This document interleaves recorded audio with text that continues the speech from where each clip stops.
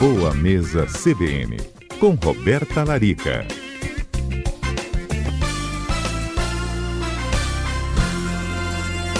Quatro horas e 12 minutos, a gente está aqui com a doutora Roberta Larica. Boa tarde, bem-vinda, doutora. Boa tarde, Johnny. Boa tarde a todos do Rádio CBN, a todos os ouvintes. Olha, hoje quando eu vi o que nós iríamos trazer no quadro, me lembrei de coisas que eu faço em casa, que é perder verduras e legumes com muita frequência. Às vezes eu até evito comprar muita coisa ou comprar para não perder durante a semana, aí faz falta, aí compra demais. Tem aquele meme na geladeira, pelo amor de Deus, me pega aqui, ó, não me deixa... Não é tipo o quê, Johnny? Assim, que você costuma evitar porque você sabe que você não vai conseguir guardar ali? Tipo, eu moro sozinho, então quando compra aquele alface grande demais, aquela cabeça muito grande, costuma ficar na geladeira e aí eu perco a metade. Cenouras, comprar demais também. Já tentei fazer raladinha e colocar num potinho, aí dá certo, mas a preguiça, a desorganização... A correria do dia a dia. Os próprios temperinhos também, né? Coentro, salsinha. Exatamente. Às vezes ali um manjericão, alecrim. Às vezes a gente compra, não usa a quantidade toda e aí fica ali na geladeira, acaba murchando, não fica tão legal. Tava me esquecendo desses temperinhos aí que sempre perco também. Doutora, tem como a gente manter as propriedades, os nutrientes e manter por mais tempo esses alimentos? Pois é, eu acho que assim, muito do que vocês comentaram é o que muitos ouvintes vivenciam no dia a dia. E outra coisa que eu escuto é, Roberta, eu acabo gastando mais para me alimentar saudável, né? O que acontece é que muitas vezes falta uma coisa que é primordial quando a gente pensa em preservar, né, os alimentos e não ter desperdício, que é planejar. Então a gente precisa pensar, igual você comentou com relação a um maço de alface. Quantos dias você leva para consumir um maço de alface? Sei lá, 3, 4 dias, ou às vezes 5. Então não deveria também comprar um maço de rúcula, um maço de couve, um maço de outras folhas. Comprar só aquele alface até acabar. Então quando a gente tem um planejamento, a gente sabe exatamente quantos dias a gente vai levar para consumir aquele alimento para que a gente não compre a mais. Esse é o primeiro ponto. Uma outra dica é o quê? Procurar no dia que você for comprar, que seja um dia em que você tem mais tempo para higienizar e armazenar adequadamente, que é o assunto da nossa conversa de hoje. Então, se você faz a sua compra de hortifruti em um dia cheio, um dia que você tem muito trabalho, tem muitas atividades, provavelmente no dia seguinte vai dar aquela preguiça de lavar aquelas folhas, aí você vai falar, eu acho que hoje eu não vou comer salada porque tem que lavar, e aí a gente vai deixando e realmente o alimento vai estragando. Então vamos lá, primeira coisa é escolher o dia, você vai fazer a compra, ao chegar da compra planejada, higienizar tudo. Como é que a gente vai higienizar? Tudo que é folha, maço, então um brócolis, uma couve-flor, alface, a rúcula, você vai deixar de molho, vai desmanchar todo o macinho, então quebrar ali os pedacinhos do brócolis para a gente ver se tem alguma minhoquinha, algum bichinho ali no meio. Pode deixar de molho em 1 colher de sopa de cloro ou em 10 gotinhas de hidrosseril, que é um produtinho que já vem pronto, com cloro, bicarbonato. Eu até prefiro esses produtos que já vêm pronto para higienização de hortifruti, que é mais seguro, né? Deixa de molho ali por 10 minutinhos, depois você vai enxaguar. E aí eu acho que é o grande pulo do gato na questão do armazenamento. Por quê? Ao armazenar essas folhas, elas em contato com a umidade da geladeira, a tendência é o quê? Murchar. Né? O alface vai ficar murcho, o temperinho vai ficar murcho, e aí a tendência é você não conseguir consumir. Então, olha só, uma dica, você vai higienizar, vai secar, pode secar com um paninho de prato limpo ou naquela secadora de folhas para escorrer bem a água. Vai guardar em uma caixa fechada, uma caixa pode ser de plástico ou aquelas bonitonas lá de guardar folha, em camadas de papel toalha. Então faz uma cama de papel toalha, aquele papel de cozinha, né? Uma cama de papel, uma caminha de folha, uma caminha de papel, uma caminha de folha. Como se você fosse montar uma lasanha ali de papel com folha. À medida que você vai fazendo isso, você vai preservando esse alimento dele não sofrer a questão da umidade e ficar molengo, né? O alface ficar molengo. Olha, eu vou te dizer que as minhas folhas duram pelo menos uma semana armazenadas dessa forma. Então, eu já lavo tudo, tá tudo lavadinho para eu preparar minha salada todos os dias. Em relação aos temperinhos... Doutora, essa ideia que você deu aí foi justamente o que a Márcia falou. Ela disse que costuma lavar as folhas quando chega do supermercado, então ela pega o pezinho de alface lá, lava tudo, deixa secando um pouquinho numa bandeja, depois ela coloca esse papel no fundo do... Outra toalha, né? Exatamente. E ele vai absorvendo ali toda a água que fica, né? A umidade. Isso. À medida que for ficando úmido esse papel, você pode trocar também. Isso pode ser que você consiga manter as folhas até 10 dias. E tem um outro segredo também. Com relação a folhas, não é bom que elas fiquem na parte mais gelada da geladeira. Então, geralmente, a parte de cima é a mais fria. Então, é uma parte da geladeira onde a gente armazena mais, assim, queijo, arroz, feijão que sobrou. Deixa as frutas, as folhas, o hortifruti para baixo, para uma região da geladeira que seja menos gelada. Para também não queimar essas folhas, não estragar essas frutas com tanta velocidade, tá? Doutora Roberta, perde alguma propriedade nutricional a gente deixar, por exemplo, ralar a cenoura e deixar uma semana na geladeira? Isso muda alguma coisa ou não muda nada? Então, sempre que a gente expõe os antioxidantes à luz, existe sim uma perda, tá? A cenoura, ela não é tão rica em vitamina C, como, por exemplo, uma laranja, um abacaxi. Se você cortar, você vai perceber que a laranja vai ficar amarga, né? O abacaxi também, ele vai começar a mudar o sabor, que é exatamente a oxidação da vitamina C. Então, você pode fazer isso com a laranja, mas eu recomendo fazer isso de 2 em 2 dias. Não deixar por tantos dias essa cenoura ralada na geladeira, não. Tá? Evitar ralar por muito tempo. Você pode deixar ela higienizada. Sim, já lavadinha nas suas sacolinhas, ou também pegar aquelas gavetas da geladeira e forrar com esse papel toalha. Eu costumo fazer isso. Eu já coloco a cenoura, o tomatinho lavado, as frutas, então a maçã, a pera, a ameixa, já fica tudo naquele forro de papel no gaveteiro, ali naquela gaveta de hortifruti da geladeira. E já fica fácil de usar sacolas e plásticos também, né, nos alimentos.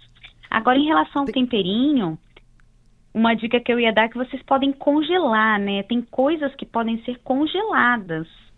Então, a cenoura ralada, por exemplo, ela pode ser congelada. Uma cenoura cozida também, um brócolis cozido também. E a salsa, a cebolinha, os temperinhos verdes também podem ser congelados, já picadinhos. Aí seria uma boa alternativa. Excelente ideia. Para não perder, né, e conseguir evitar ir tanto no supermercado. Tem pergunta chegando aqui, né, Juliana? Temos uma participação do Franco, vamos lá. Então a gente já vai ouvir aqui, o Franco acho que deu... Vou voltar. A gente vai ouvir aqui de novo. Se tirar o ar da sacola o máximo possível, tipo a vácuo, também funciona? E ele complementa aqui falando... ó, A minha esposa faz a cebolinha. A gente compra bastante cebolinha, pica, né, e coloca no congelador. Fica top. Isso aí. Excelente. Pode sim, ao colocar a vácuo, a tendência é você conseguir armazenar esse alimento por mais tempo, sim. E congelado aí, sem dúvidas. Só lembrando que quando a gente tira o temperinho do freezer, né? Então tá ali a salsa, a cebolinha, o coentro picadinho já e congelado. Quando você tirar, se demorar muito para usar, eles vão ficar molengos também, eles vão derreter e você não vai conseguir mais utilizar o tempero, tá? Então tira do freezer, já joga direto na panela e volta com o restante pro freezer rapidamente. Doutora, estão chegando aqui outras perguntas. A gente pode seguir por aqui, falando desses outros assuntos também? Ó, o Leonardo tá te perguntando se você já ouviu falar da proteína de insetos e se ajuda a ganhar massa muscular na academia. Olha, Leonardo, não li sobre o assunto. Eu sei que existem algumas culturas, né, que eles comem esse tipo de carne. Costuma sim ter muita proteína. Agora, eu nunca vi em Vitória para vender e nem assim em termos de rótulo, né, de composição nutricional para avaliar. Proteína que é indicada ainda assim, costuma ser a do frango, mais acessível pelo menos, né, doutora? Sim, carne, peixe, frango, ovos, né, quinoa, os grãos como feijão, grão de bico, lentilha, ervilha, essas proteínas que são próprias, né, para consumo aqui no Brasil. Doutora Roberta Dalberto aqui, boa tarde, tudo jóia? E Adalberto, tudo bem? Tô com uma dúvida aqui, que é a seguinte, Johnny, a gente estava falando aí sobre armazenamento, doutora Roberta. Uma dúvida pessoal que eu tenho é com relação ao pão de forma, doutora Roberta Larica. Eu gosto muito de pão de forma e eu sempre fico na dúvida sobre como conservá-lo da melhor forma. Já ouvi relatos que é deixar na geladeira, outras pessoas no armário, no micro-ondas. Tem alguma orientação ali com relação ao pão de forma, onde ele deve ser guardado? Pois é, boa pergunta, Adalberto. Pão de forma, principalmente os que são mais artesanais, né? Se a gente pegar aquele que foi feito na padaria, o pão de forma caseira, fermentação natural, eles estragam com muita facilidade. Em até 3 dias fora da geladeira, você já vai ver um crescimento ali de fungo, né? Aquele bolor, e aí o pão vai estragar. Os que são mais industrializados, eles contêm conservantes. Então, quanto mais conservante tiver, ou seja, mais aditivo químico tiver, mais esse pão vai aguentar fora da geladeira, como as famosas bisnaguinhas, esses pãezinhos, né, mais processados. Agora, uma dica, a gente mora numa cidade muito quente, né? Então, a tendência é o quê? Que esses pães não durem muito tempo fora da geladeira. Muito menos dentro do armário ou no micro-ondas, que são lugares muito abafados também. Então, recomendação, consumir de 2 a 3 dias fora da geladeira. Se você não consegue consumir tudo nesse período, passe para a geladeira.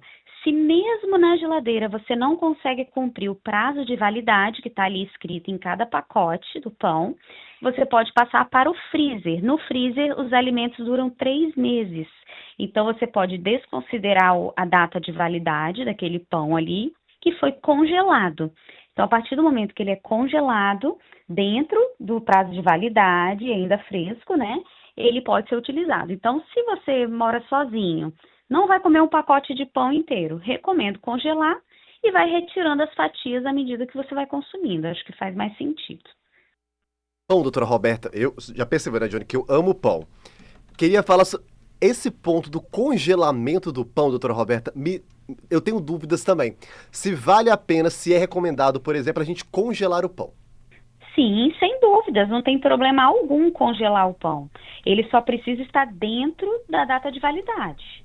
Você pode congelar qualquer tipo de pão. O que acontece é que ao descongelar, a textura nunca mais será a mesma, né, de um pão fresco. Mas, sem dúvidas, diminui o risco de desperdício, né, o gasto, e funciona para muita gente. Doutora Roberta, eu tenho feito isso na minha casa. Eu prefiro o pão de sal que a gente compra todo dia aí, do que o pão de forma, né? E esse pão de sal eu estou congelando.